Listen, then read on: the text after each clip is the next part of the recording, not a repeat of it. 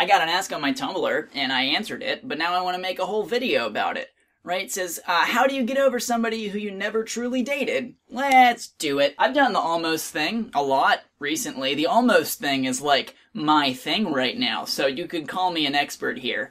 Don't call me an expert here, cause I'm not an expert here. But I do fancy myself a learning type of individual, so I will share what I have to think on this. Most of us will go through something like this where you're with a person or you're friends with a person and you really, really like this person. You really want to be with them. And you'll get to that point where like it either happens or it doesn't, and then it doesn't. Right? So you're in a situation where you're forced to get over a person that you never dated. So in a way, it's like you're dealing with a breakup for a thing that wasn't a breakup. It's real complicated stuff. I found, personally, that these situations are actually harder to deal with than just a typical breakup. I've never had, like, a major adult, like, super breakup in which I've had to, like, start my entire life over. I haven't had that before, but in these situations, these almosts, they're very difficult to process and deal with. So how do you get over somebody you never really dated? It's like getting over any other person, to be honest. These almost relationships situations can be very dangerous, because I know for me, I have a tendency to fall in love with the idea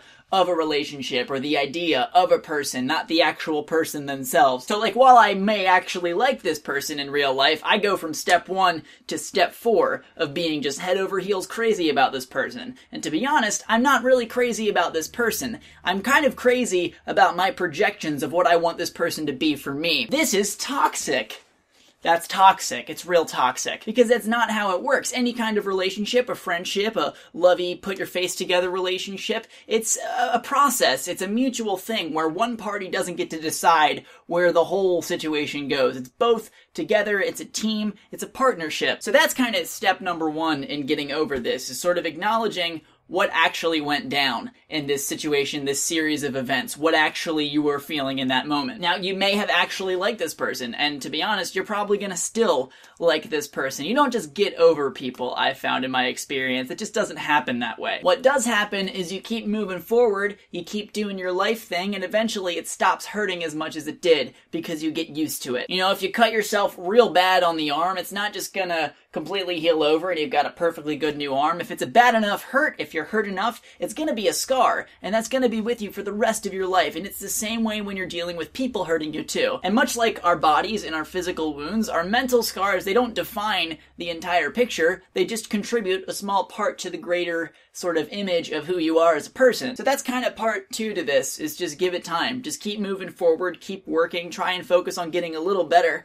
every day, and eventually it will not hurt as bad, and that's a fact. Time doesn't really heal all wounds, it just, you kind of get used to the pain after a while, and sometimes you can take that pain and turn it into something beautiful, and make yourself a better person, and take those lessons that you learned, and do something even more doper down the road. Even if you don't date someone, or have a relationship with someone, it can still hurt when that doesn't work out. Absolutely, completely, it totally hurts. Sometimes stuff is just out of our control and the outcome of situations is really bad and not fun for you as a person, but what can you do other than keep going? Really, what can you do? With any kind of bad feeling, good feeling, just feeling, with any kind of feeling, I like to try and make it productive. I like to try and turn it into something that I can use later on, or turn it into a lesson or experience so that I get better. And so next time, if something else comes around, I'll be ready for it. And that's kind of a hopeful kind of way to look at it. That is pretty much all I've got to say about that right there. If you have any more to add, there's comments down there. You can check that out. But yeah, as always, I'm Connor Manning. You've just become a little more awesome, and I will see you guys on Friday.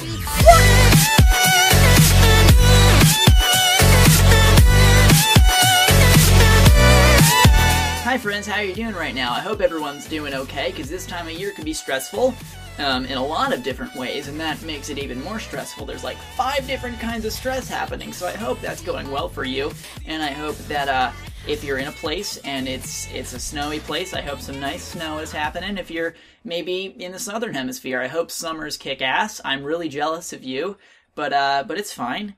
You're fine. We're all fine. Everything's fine. I'm fine. You're fine.